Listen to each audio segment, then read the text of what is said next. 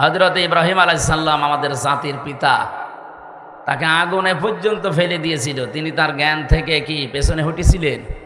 যেন জ্ঞান অনুযায়ী টিকে থাকার যোগ্যতা আল্লাহ সবাইকে দেয় না। যারা এই যোগ্যতা পেয়েছে, আপনি দেখবেন দিন যত যাবে তাদের মর্যাদা আল্লাহ বাড়াতেই থাকবে। এই জন্য ইয়ারফা দিয়েছে। আজকে যারা বসে আছে আমার ডানে বামে, এরা সম্মানিত। আমরা চাই এরা শুধু দুনিয়ায় না, যেহেতু আর কয় বছর পরে আমাদের জীবন শেষ, পৃথিবীর প্রতিটি মানুষের হায়াত সমান। এদিকে তাকান, আদম নবীর পরে যারা দুনিয়ায় এসেছিল হয়তো 900 বছর, 950 বছর, 1000 বছর বাঁচত, তারা বিদায় নিয়েছে। এখন তারা কোন জগতে আছে? কবরের। আমি ওয়ারাইহিম বারযাখুন ইলা ইয়াউমি ইউবাসুন, তারা একটা পর্দার আড়ালে আছে। এই যেখানে পর্দা দেওয়া আছে না, তারা একটা পর্দার আড়ালে বারযাখের জগতে আছে, তারা কিয়ামতে উঠবে। আমার প্রশ্ন হচ্ছে, পৃথিবীর প্রতিটি মানুষের হায়াত সমান, কেউ কম বেশি হায়াত ভোগ করবে না। যেদিন আদম নবীকে আল্লাহ পাঠিয়েছিলেন তার হায়াত হয়তো 1000 বছর ছিল, উনি বিদায় নিয়েছেন। ওনার পৃষ্ঠদেশ থেকে যত সন্তান আমরা বের হয়েছিলাম ওই একদিনেই। ওয়াইদ আখাযা রাব্বুকা মিন বানি আদামা মিন যুহুরিহিম যুররিয়াতাহুম ওয়া আশহাদাহুম আলা আনফুসিহিম আলাস্তু বিরাব্বিকুম ক্বালু বালা শাহিদনা আন তাকুলু ইয়াউমাল কিয়ামাতি ইন্না কুন্না আন হাযা গাফিলিন। সূরা আরাফের 172 নম্বর আয়াত এটা প্রমাণ হয়। স্মরণ করো ওই সময়ের কথা যখন আদম নবীর পৃষ্ঠদেশ থেকে তার সন্তান নারী পুরুষদেরকে আমি একবারে বের করে নিলাম, সামনে রেখে প্রশ্ন করলাম, আমি কি তোমাদের রব না? যত রুহু ওই সময় আমার সামনে ছিল প্রত্যেকেই জবাব দিয়েছে ক্বালু বালা, অবশ্যই আপনি আমাদের রব। আমরা কি ছিলাম না? এই জবাব দেওয়া লাগবে, ছিলাম না আমরা? ওই একদিনে সবাইকে আল্লাহ বের করেছিলেন। আল্লাহ পাক বলেন আন তাকুলু ইয়াউমাল কিয়ামাহ ইন্না কুন্না আন হাযা গাফিলিন। এই কথাটার সাক্ষী কিন্তু আমি আর আমার ফেরেশতারা থাকলাম। সবাই যে বললে ক্বালু বালা, যে অবশ্যই আপনি আমাদের রব। এই যে শাহিদ না বহু বচন দিয়েছেন, শুধুমাত্র আমি আল্লাহ একা না, আমার ফেরেশতারা এবং তোমরা নিজেরাও সাক্ষী এ বিষয়ে। কিয়ামতের দিন এই সম্পর্কে আমি কিন্তু প্রথমে 5টা প্রশ্ন করব। মা তাযালু কদামা বানি আদামা আবদি ইয়াউমাল কিয়ামাতি হাত্তা ইসালান খামসিন। এখানে 5টা বিষয় আছে। নবীজি বলেন কিয়ামতে আল্লাহ প্রতিটি মানুষকে তার নিজের সামনে দাঁড় করাবেন। প্রত্যেকটি মানুষকে আল্লাহ নিজের সামনে দাঁড় করাবেন, আলাদা আলাদা প্রতিটি মানুষকে। কথাটা মনে রাখেন, মা তাযালু কদামা বানি আদাম আবদিন ইয়াউমাল কিয়ামাতি আন উমরিহি ফিমা আফনা ওয়া আন শাবাবিহি ফিমা আবলা ওয়া আন মালিহি মিন আইনা ইকতাসাবাহু ওয়া ফিমা আনফাকাহু ওয়া আন ইলমিহি মাযা আমিলা ফিহি। মুত্তাফাকুন আলাইহি। ও ঝিনাইদহবাসী, আজকের ওয়াজ আমার নিজের জন্যে। যারা যারা কানের কোহরে এটা পৌঁছায় আপনি মনে করবেন এটা আমার জন্যে। বিশ্বনবী যদি এখন বেঁচে থাকতেন, এই হরিণাখণ্ড এই ময়দানে এসে যদি এই কথাগুলো শুনতেন, আপনি যেভাবে মনোযোগ দিয়ে শুনতেন ওইভাবে শোনা লাগবে। কারণ নবী এখন নেই, আমি নবীর ওয়ারিস। দলীয় পরিচয় সব এখন বাদ। যেহেতু কিয়ামতে প্রতিটি মানুষকে আল্লাহ নিজের সামনে দাঁড় করাবেন, আমি এখানে 2টা পয়েন্ট পেয়েছি। 1 নম্বরে সাধারণ জেনারেল ভাবে সবাই আলাদা আলাদা দাঁড়াবে। যেহেতু আমরা সবাই জেনারেল মানুষ, এখানে প্রত্যেকেই কিন্তু আলাদা দাঁড়ানো লাগবে। এবার নিজের দিকে তাকিয়ে ভাবেন তো, আপনি যদি সত্যিই দাঁড়ান আল্লাহর সামনে, আপনার যা জীবন আপনি সত্যিই কি জবাব দেওয়ার মতো? আমার এই 33 বছরের দিকে আমি এখন তাকালাম।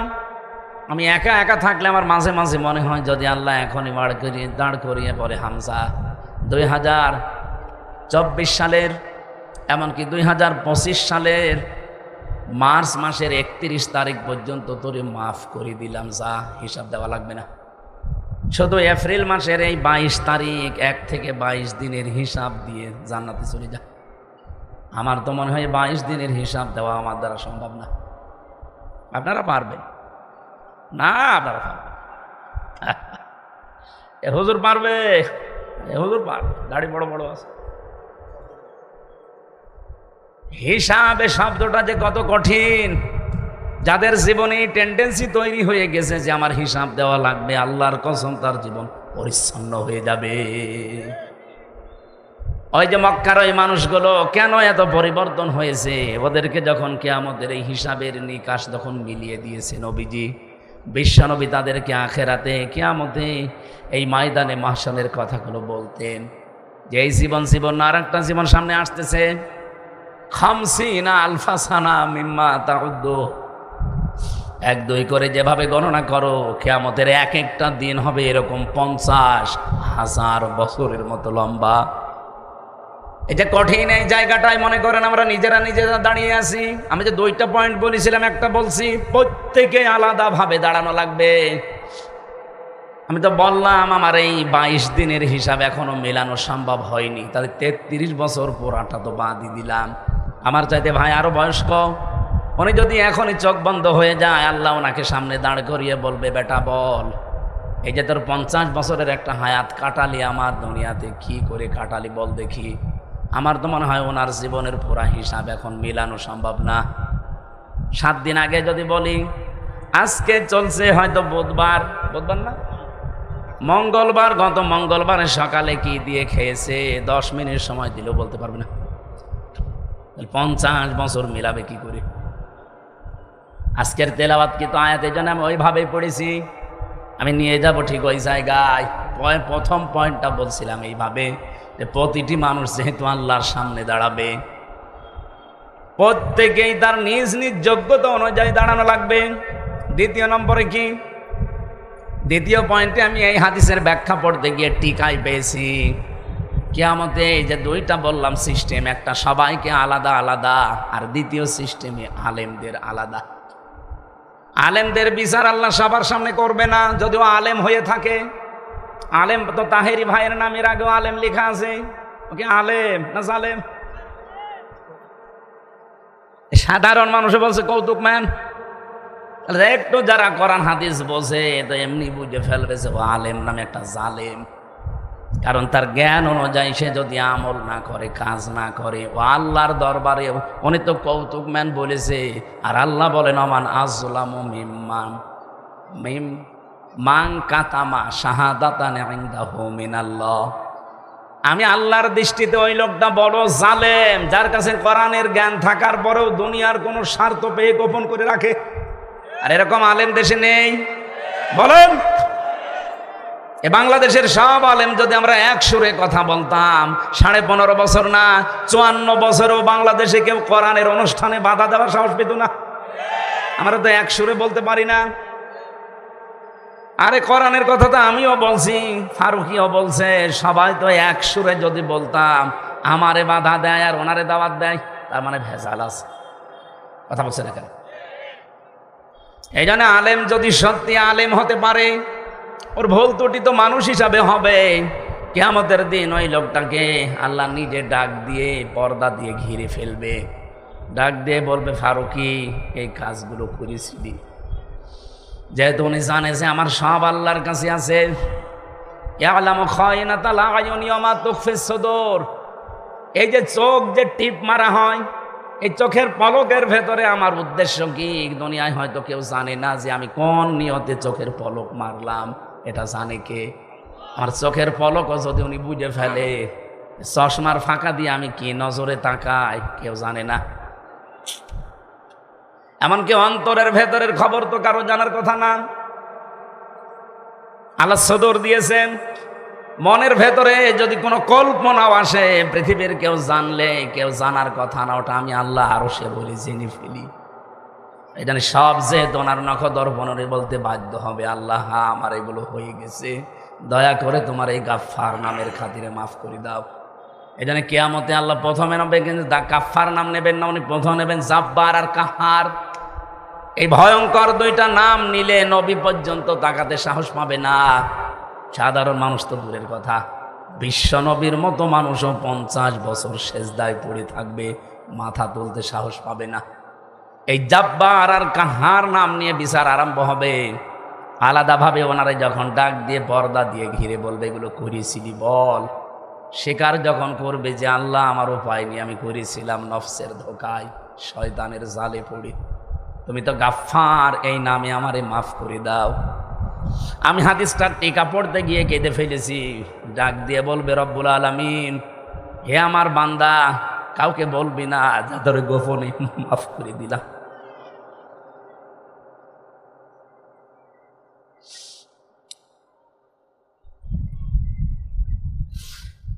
এইটাই জীবনের সফলতা। আসো, নামের আগে আলেম লেখা আছে, এই জন্য মাঝে মাঝে ভয় হয় কিয়ামতে কোটি কোটি মানুষ থাকবে।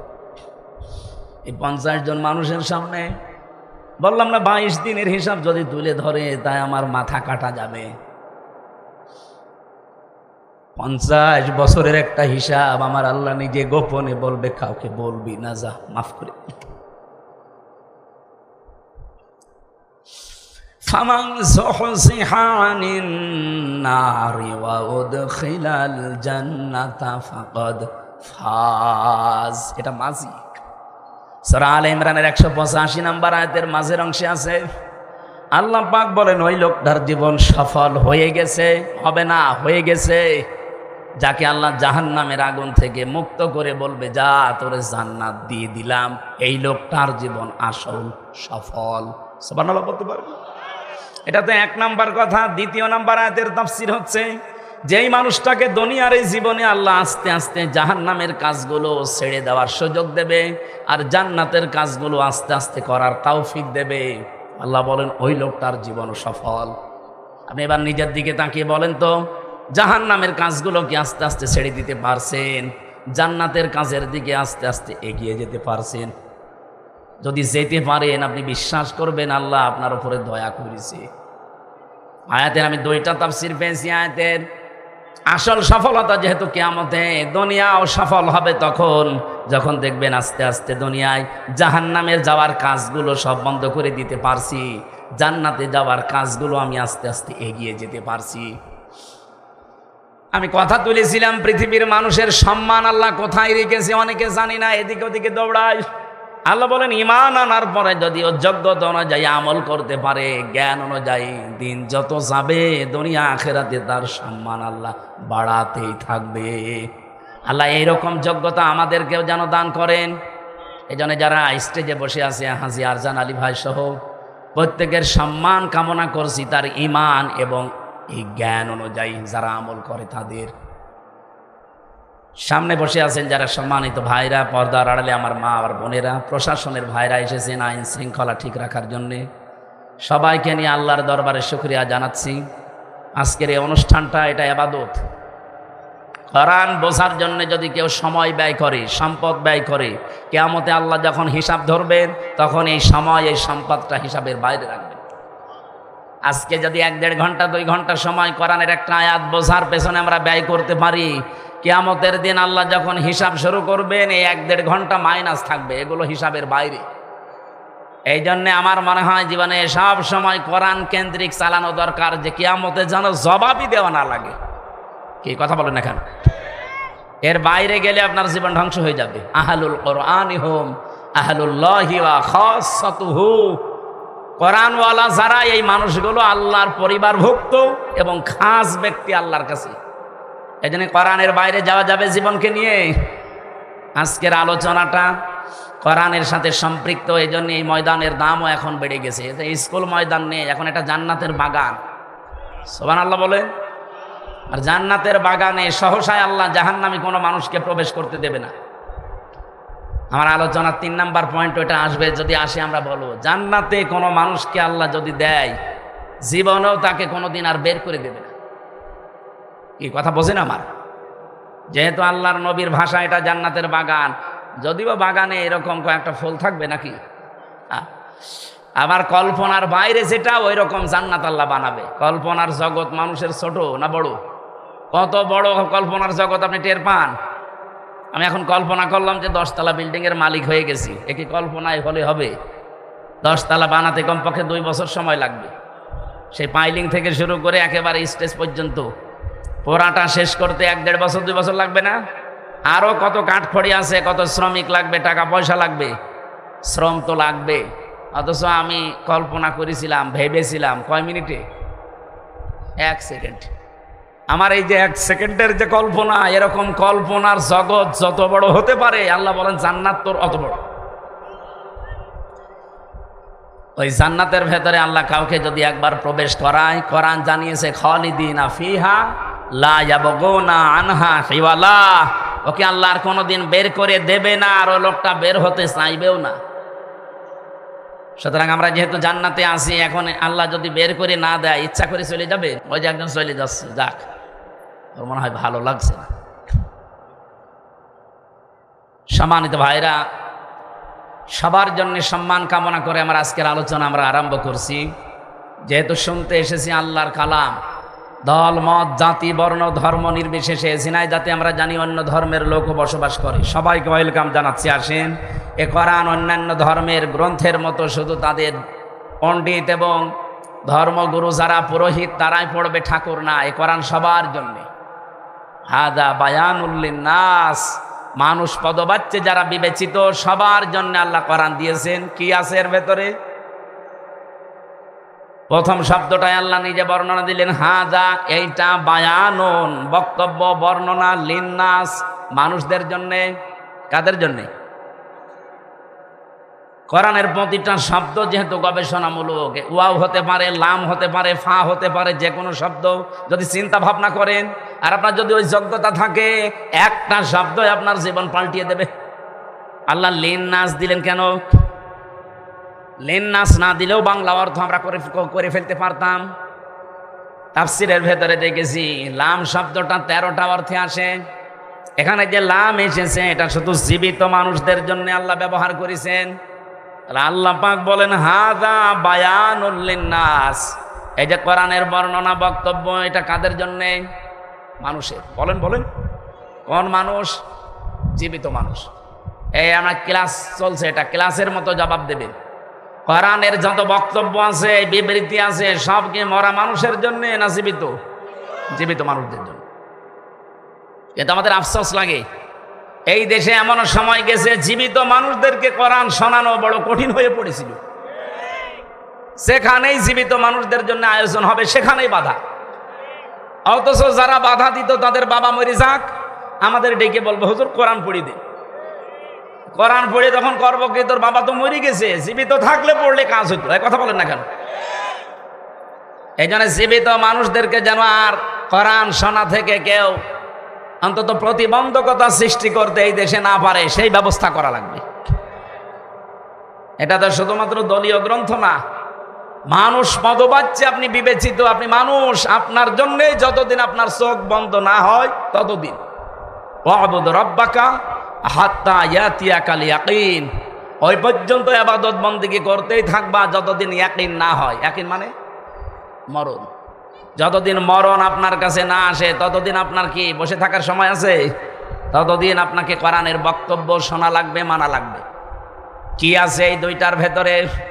আল্লাহ বলেন হুদান, 1 নম্বরে পথ নির্দেশিকা আছে, 2 নম্বরে মাউইযাতুন, প্রেসক্রিপশন আছে, উপদেশ আছে। ডাক্তারের কাছে গেলে আপনার শরীর চেক আপ করার পর উনি প্রেসক্রিপশন লিখে 4টা বিষয় দেখবেন থাকে ওখানে। এদিকে ডাক্তারের পরিচয়, এরপরে আপনার নাম লিখবে, আপনার বয়স লিখবে, ডাক্তারি ঔষধগুলো লিখবে একটার পরে 4। এই যে ডাক্তার বসে আছে, এটা যদিও হাতুড়ির ডাক্তার, তারপরও ডাক্তার। 4-5টা ঔষধের নাম লিখে ঔষধের ডোজ লিখবে, যে এটা ডোজ এবং কতদিন চলবে ওখানে লিখে দেয়। কয়দিন পরে আপনি ডোজ আবার কমিয়ে ফেলবেন, এরপরে শেষের দিকে লিখে বলে যে 7 দিন, 15 দিন, 1 মাস পরে আবার দেখা করবে। এখানে পুরাটা মিলিয়ে দেখবেন 4টা বিষয় আছে। আমি ডাক্তারের এই প্রেসক্রিপশনের সাথে পুরা কোরআন মিলিয়ে দেখেছি, আল্লাহ 4টা জিনিস দিয়ে পুরা কোরআন এই মাউইযাতুন শব্দ দিয়ে সাজিয়েছেন। সুবহানাল্লাহ বলতে পারেন না? ডাক্তারের প্রেসক্রিপশন অনুযায়ী চললে যদি আস্তে আস্তে রোগ আপনার ভালো হয়, 3.5 হাত বডি সহ পরিবার, সমাজ এবং রাষ্ট্রে যত রোগ আছে এই পৃথিবীতে, সব রোগের মহা ঔষধ আল্লাহ কোরআনে দিয়েছেন। আনুনাজ্জিলু মিনাল কোরআনি মা হুয়া শিফাউ ওয়া রাহমাতুল লিল মুমিনিন, এ কোরআন নাযিল করার ধারাবাহিকতা এমন এমন বিধান আমি দিয়েছি যেটা পৃথিবীতে মুমিনদের জন্য রোগ মুক্তির কারণ। আল্লাহ যেহেতু রোগ মুক্তির কারণ বলে কোরআনকে ঘোষণা দিয়েছেন, আমার বডির ভেতরে যে রোগ আছে এ রোগ মুক্তির কারণও কোরআনে আছে না নেই? আমরা এই যে আলোতে থাকি যারা বেশি, কোরআনে কারিমে ১৫০০ বছর আগে আমার আল্লাহ এই তথ্যটা দিয়েছেন, অথচ বিজ্ঞান প্রমাণ করেছে মাত্র ১৭ সালে, ২০১৭ সালে।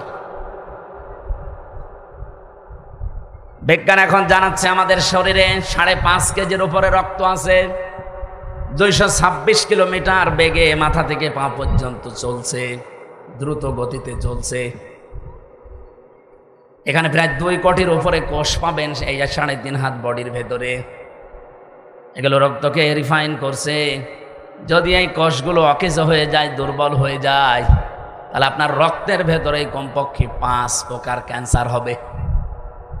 আমি তামিলনাড়ু ছিলাম, ওখানে প্রায় ১ মাস ২৩ দিনের একটা সফর ছিল। একটা লোক, ওনার বাড়ি সিলেটে, আমারে বলছে আমি আজ ১২ মাস আছি। আমার ডাক্তার আজকে রিপোর্ট দিয়েছে যে আমার রক্তের ভেতরে যে ৫ প্রকার ক্যান্সার হয় তার ১ প্রকার ধরা পড়েছে। আমার প্রায় ১,১২,১৩ লাখ টাকা অলরেডি চলে গেছে এই ১২ মাসে এখানে থাকতে আর ডাক্তারের পেছনে। আজকে দুপুরবেলা রিপোর্ট দিয়েছে যে না, আমি নাকি আর বাঁচবো না, কারণ রক্তের ৫ প্রকারের ১ প্রকার, এটা মারাত্মক। আমি ওই সময় আমার মেয়েটাও নিয়ে গিয়েছিলাম, বললাম আমার একটু পরিচয় করান তো। কথা বললাম ডাক্তারের সাথে, খ্রিস্টান ডাক্তার, উনি ইংরেজিতে টকিং করছিলেন। আমি যতটুকু বুঝি ভাষা জিজ্ঞাসা করলাম যে এই রোগটা হওয়ার কারণ কি। উনি ওনার ভাষা দিয়ে আমারে বলছিলেন যে রোগটা হয়েছে, এই লোকটা বেশি আলোতে থাকে। আমাদের শরীরের ভেতরে যে লোমকূপগুলো আছে, এই যে লোম, এগুলো আল্লাহ খেলা করার জন্য দেয়নি। এগুলোর ভেতরে অন্ধকার আর আলো প্রবেশ করে। এরপরে যেটা আছে, এই চামড়ার পরে যে অবস্থানটা, একটা পাতলা চিকন পাতলা একটা পর্দা দেওয়া আছে। এই আলো আর অন্ধকারগুলো প্রবেশ করে রক্তের ভেতরে মেশে এগুলো পুরা শরীরকে রিফাইন করার জন্যে ২৪ ঘন্টা এর ভেতরে কাজ করছে অজানা এক শক্তি। খ্রিস্টান তো, ও অজানা এক শক্তি বলেছে, কিন্তু আমি কোরআনে সূরা ওয়াকিয়ার তাফসিরে হাদিসের পাতার ব্যাখ্যায় পেয়েছি এটা অজানা শক্তি না, এটা হচ্ছে ফেরেশতা। ফেরেশতারা এই দায়িত্বটা পালন করছে। এই যে আমি কথা বলছি, আমার এক একটা কথা তৈরি হতে কয়েক ইঞ্চি জায়গা, ২৭টা ধাক্কা লাগার পর একটা কথা তৈরি হয়। এখানে ২৭টা স্তর আছে, এক এক জায়গায় হাদিস বলছে এক একজন ফেরেশতা বসে আছে। ইনি আমার কাছে, আমি ওনার কাছে, উনি ওনার কাছে, এভাবে ২৭ জন। ২৬ নাম্বার পর্যন্ত ঠিক আছে।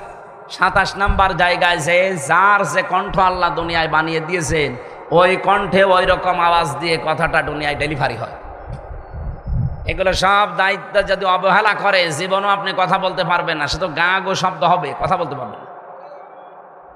এই জন্য ৫টা জিনিস আল্লাহ আলাদাভাবে রব নামের কারণে প্রতিটি বান্দা বান্দিকে ভিক্ষায় বলা যায়, ভিক্ষা দিয়েছে। সেটা হচ্ছে শ্রবণ শক্তি, দর্শন শক্তি, বাক শক্তি, আকেল শক্তি আর ঘ্রাণ শক্তি। এ ৫টা দুনিয়ায় কেউ দেয়নি, মা বাবাও দেয়নি। মা বাবার বীর্য দিয়ে আনলে আমি কম্পিউটারের ভেতরে পেয়েছি বিজ্ঞানের মতামত, মায়ের বীর্য দিয়ে আল্লাহ ৪টা, বাবার এই নাপাক পানি দিয়ে আল্লাহ ৪টা। চুল, রগ, হাড় আর পর্দা, রক্ত, গোশত, চর্বি আর চামড়া, এই ৪ ৮টা জিনিস যখন এক হয়, আল্লাহ নিজে তার পক্ষ থেকে আরো ৫টা জিনিস আলাদাভাবে ওই রব নামের কারণে দান করে। অজাআলা লাকুমুস সামআ ওয়াল আবসারা ওয়াল আফইদা, এটা সূরা নাহালের ভেতরে আছে, ১৪ নম্বর পারা, ১৪ নম্বর পৃষ্ঠা, ১৩ নম্বর লাইনের ৭৮ নম্বর আয়াতের মাঝে আছে এই তথ্য। আপনি নোট করে নিয়ে বাড়ি যেয়ে মিলাবেন। আল্লাহ বলেন এই ৫টা জিনিস আমি নিজের পক্ষ থেকে দান করলাম। আমি যদি একটাও কম দিতাম দুনিয়ায় আসতে, কিন্তু পূর্ণাঙ্গ হয়ে আসতে না। বলেন তো, আল্লাহ যদি এই যে বাক শক্তি না দিত, কথা যেটা বলি, তাহলে দুনিয়ায় আসতাম বোবা হয়ে। বোবা আসে না অনেক বোবা, ওই জিনিসটা আল্লাহ তারে দেয়নি। যদি আল্লাহ দর্শন শক্তি না দিত, দুনিয়ায় আপনি আসতেন ঠিক, কিন্তু কানা হয়ে আসতেন। অনেক কানা আসে না, তার মানে ওই জিনিসটা আল্লাহ তারে দেয়নি।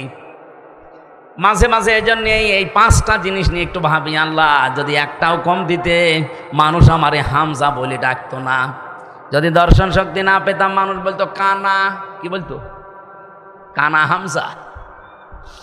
আমার যদি সত্যি বাক শক্তি না থাকতো, কথা বলতে না পারতাম, বলতো বোবা হামজা।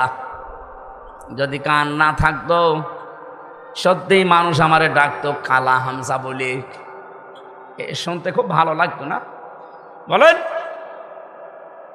একবার কুমিল্লাতে খাবার খাচ্ছিলাম এক মাহফিলে, গণহারে খাবার দিয়েছে। পাশে দেখে এক অন্ধ বসে খাবার খাচ্ছে, সাথে আমি টের পাইনি। হঠাৎ করে দেখলাম বিদ্যুৎ চলে গেল। আমরা তো চিল্লা পাল্লা করছে, ওই তাড়াতাড়ি বিদ্যুতের ব্যবস্থা করেন অথবা জেনারেটর লাগান, আলো নিয়ে আসেন। অন্ধ আমার হাত চেপে ধরে বলছে, হুজুর মাত্র 1.5-2 মিনিট কারেন্ট চলে গেছে, আপনি চিল্লাচ্ছেন, অথচ আজ 42 বছর আমার জীবনে কোনো কারেন্ট নেই। আমার ভাইরা, উনি আমারে বলছে আমার চোখ ভালো ছিল, ছোটবেলা আমি দেখতে পেতাম, হঠাৎ টাইফয়েড হওয়ার কারণে আমার চোখটা নষ্ট হয়ে গেছে।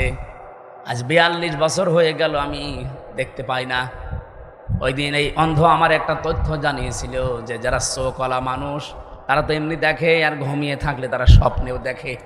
কিন্তু আমরা যারা অন্ধ, যারা আমরা এমনি তো দেখতে পাই না, ঘুমিয়ে থাকলে স্বপ্নে দেখি, কিন্তু কিছু দেখি না, শুধু আওয়াজ শুনি। এই যে ওয়াজআলা লাকুমুস সামআ ওয়াল আবসারা, এই যে বাসার শব্দটার ব্যাখ্যায় পড়ছিলাম তাফসিরে। আল্লাহ যদি সত্যি আপনাকে আমাকে এটা বানানোর সময় না দিতেন, কত রকমের সমস্যা হতো, আর কত রকমের উল্টাপাল্টা নামে মানুষ ডাকতো। আল্লাহ পাক বলেন, আমি দয়া করে এগুলো দিয়ে তোকে দুনিয়ার ময়দান থেকে বের করে নিয়ে এসেছি, মায়ের পেট থেকে পৃথিবীর ময়দানে। কিন্তু যে জিনিস দিয়ে তোকে সুস্থ রাখার দরকার, এই লোমকূপগুলো, কিছুই মনে করি না এগুলো। খ্রিস্টান ডাক্তাররে বলেছিলাম যে লোমকূপের এত কাজ কি, উনি এই 2017 সালের এই তথ্যগুলো আমাকে ইংরেজিতে দিলেন। এখন নোবেল পর্যন্ত পেয়েছে এর উপর একজন। এই যে সারা দিন যে আলোগুলো আমাদের শরীরে প্রবেশ করে 12 ঘন্টা, রাতও আল্লাহ কিন্তু 12 ঘন্টা দিয়েছেন। কি এটা তো খেলা করার জন্য দেয়নি। যেহেতু রাত অন্ধকার, এই জন্য অন্ধকার আপনার শরীরের ভেতরে প্রবেশ করা লাগবে। কিন্তু এই যে লোকটা, এর ক্যান্সার হওয়ার পেছনে রক্তের ভেতরে কারণ এই আলোতে বেশি থাকতো। এমনিতে দিনের আলোতে থাকতো 12 ঘন্টা, রাতের বেলায়ও কম্পিউটারের আলো, মোবাইলের আলো, এমনি আলো জ্বালিয়ে ঘুমাইতো। অথচ এই হাদিসটা 1500 বছর আগের, নবীজি জানিয়েছেন যখন রাতে ঘুমাতে যাবে আলো বন্ধ করে ঘুমাবে। ওই সময় হয়তো 1500 বছর আগে বিজ্ঞানের এত উৎকর্ষ হয়নি, নবীজি হয়তো এ পর্যন্ত বলতে পারেননি যে রক্তের ভেতরে ক্যান্সার থেকে বাঁচার জন্য আমি লাইট বন্ধ, আলো বন্ধ করে ঘুমাতে বললাম, এটা বলেননি। কিন্তু বিজ্ঞান এখন এই তথ্য পেয়েছে যে কেন নবীজি আলো লিভি অন্ধকার করে ঘুমাতে বলেছিলেন। এইটাই তার কারণ, আপনাকে ক্যান্সার থেকে বাঁচাতে এটা সহায়তা করে। আর যত অন্ধকার করে ঘুমাবেন, ভিটামিন এই ভেতর থেকে, মাথার পেছন দিক থেকে একটা জিনিস বের হবে রাতের বেলা। অন্ধকার না হলে এটা বের হয় না। এটা যত বের হবে রক্তের সাথে মিশবে, আপনার রক্তে এই যে 5 প্রকার যে ক্যান্সার হয়, এখান থেকে আল্লাহ আপনাকে বাঁচিয়ে দেবে। এই লোকটা আলোতে বেশি থাকার কারণে এইটা বেশি হয়ে গিয়েছিল। খালি আলো প্রবেশ করেছে, অন্ধকারটা আসে নাই। আমি ওই দিন চিন্তা করছিলাম, আল্লাহ আমরা যে মাস্তানি করি, আমরা সে হাও খাও করি, আমাদের টাইট করার জন্য তো কিছুই লাগবে না, শুধু বলবা যে রক্তের ভেতরে একটা ক্যান্সার লাগিয়ে দিলাম। ওর তো 1,13,00,000 হয়েছে, আর আমার তো 14 বংশ বিক্রি করে একটা ঔষধের পয়সা হবে না।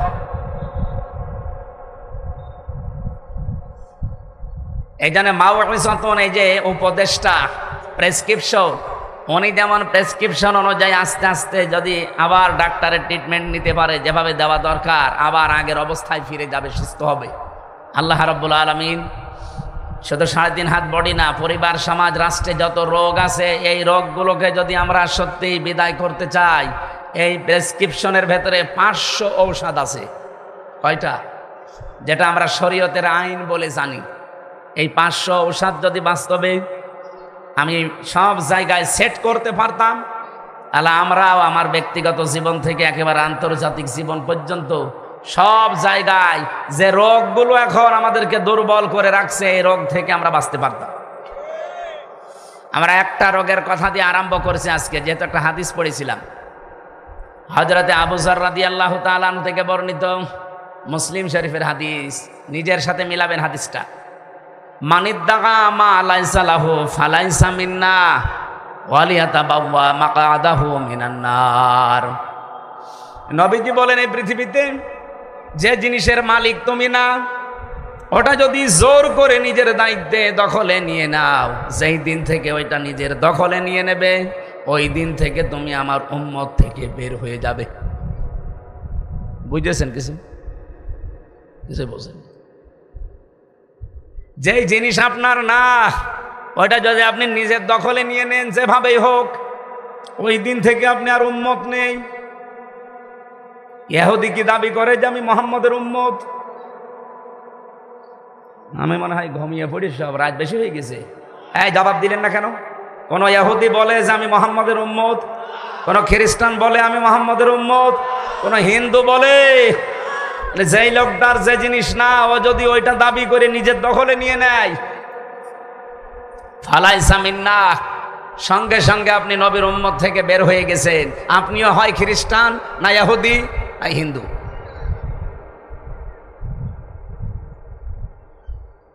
এই আপনারা যদি না বোঝেন, আমি হাদিস বাদ দিই। বুঝেছেন কিনা বলেন তো? বুঝেছেন কি? যেটা আপনার দখলে থাকার কথা না, আপনি জোর করে দখল করে নিলেন। আপনি নামাজ পড়তে পারেন, রোজা রাখতে পারেন, হজ করতে পারেন, আপনি নবীর উম্মত নেই। এরকম চরিত্র বাংলাদেশে নেই। বহু মানুষের আমরা পেয়েছি। 15.5 বছর তো আরো বেশি ছিল। যেটা যার না, জোর করে জবরদস্তি করে দখল করে নিজের আয়ত্তে নিয়ে নিয়েছে। নিয়মই ছিল এটা যে বাবা শাহজালাল সব হালাল। এই কথা বলছেন এখন যারা এগুলো করেছেন। হ্যাঁ, আপনি 10 বার হজ করতে পারেন, আপনি 5 ওয়াক্তের জায়গায় তাহাজ্জুদ মিলে 6 ওয়াক্ত নামাজ পড়তে পারেন, আপনি আর নবীর উম্মত নেই। বিশ্ব নবীর উম্মত ছাড়া উনি কারোর জন্য সুপারিশ করবে? বলেন বলেন। হ্যাঁ, এখানে টিকায় লেখা আছে যেই জিনিস আপনারই ছিল, আপনি যদি ওইটা আবার ফেরত পান, আপনার জন্য এই শাস্তি না। এই 15.5 বছরে বহু মানুষ, বহু কিছু আমরা হারিয়েছি। ওইটা যদি এখন আমার নিজেরটা নিজে ফেরত পাই, আপনি এই শাস্তি থেকে বাইরে, এই শাস্তির আওতায় আপনি নেই। ঠিক বললো খালি একজন, বাকি কেউ ঠিক বলে না, তার মানে আপনারা বুঝতেছেন না। এক কথা বলছেন, যে জিনিস আপনার ছিল, আমার 1 বিঘা জমি ছিল, এই 15 বছরে হাত ছাড়া হয়ে গিয়েছিল। আমার একটা দোকান ছিল, হাত ছাড়া হয়ে গিয়েছিল। যারা নিয়েছিল, এখন যদি ওইটা আমি আবার ফেরত পেয়ে যাই, আমি এই শাস্তির বাইরে। কিন্তু যে জিনিস আমার না, আমি যদি জোর জবরদস্তি করে দখল করে আমার নিজের আয়ত্তে নিয়ে নেই, যখনই নেব সঙ্গে সঙ্গে আমি নবীর উম্মত থেকে বের হয়ে গেলাম। বলেন, এই ঝিনাইদা এরকম মানুষ আছে না নেই? এ হরিণাকণ্ঠ নেই? নাম ধরা লাগবে, এখানেও বসে আছে। 2 নাম্বারটা তো আরো কঠিন। ওয়ালিয়াতাবাওয়া মাকআদাহু মিনান নার, সে যেন নিজের জায়গা জাহান্নামে বরাদ্দ করে নিল। এই যে মুসলিম যারা আমাদের পূর্বপুরুষ ছিল, তারা এই ভারতবর্ষে বহু জায়গা ওয়াকফ করে দিয়েছিল, মাদ্রাসার জন্য, মসজিদের জন্য, খানকার জন্য, দাতব্য চিকিৎসালয়ের জন্য। কিন্তু এই উগ্রপন্থী হিন্দু যারা এখন, এ মানুষ নামের কলঙ্ক, এই মুশরিকরা জোর করে, এই জঙ্গি, এরা আসল জঙ্গি, এরা এখন এই ওয়াকফ আইন অবৈধভাবে তৈরি করে মুসলমানদের এগুলো সব নিয়ে নিচ্ছে। ওই জিনিস কি আপনার বাপ দাদার? আপনি জোর করে দখল করে নেবেন মানে? হাদিসের প্রথম পয়েন্ট হয়তো ওদের জন্য না, যে ফালাইসা মিন্না, সে নবীর উম্মত না, ও তো এমনি উম্মত না। কিন্তু ওয়ালিয়াতাবাওয়া মাকআদাহু মিনান নার, সে যেন জাহান্নামে নিজের একটা জায়গা বরাদ্দ করে নিল, এইটা ওদের জন্য খাটবে। ওরা যে জাহান্নামী, এখানে আর ফতোয়া দেওয়া লাগবে? বলেন। এই যে ইসরায়েল যেটা করছে আজ, 1940 সালে তাদেরকে এই যে বাংলাদেশে যে রোহিঙ্গা থাকতে দিয়েছি আমরা, এভাবে থাকতে দিয়েছিল। আর শয়তানরা এখন দখল করে ওইগুলো এখন তারা ওদেরকে দেশ থেকে তাড়িয়ে দিচ্ছে। তার মানে আপনি কি বুঝলেন? এই যে 2টা জাতি আজ পৃথিবীর জন্য মানব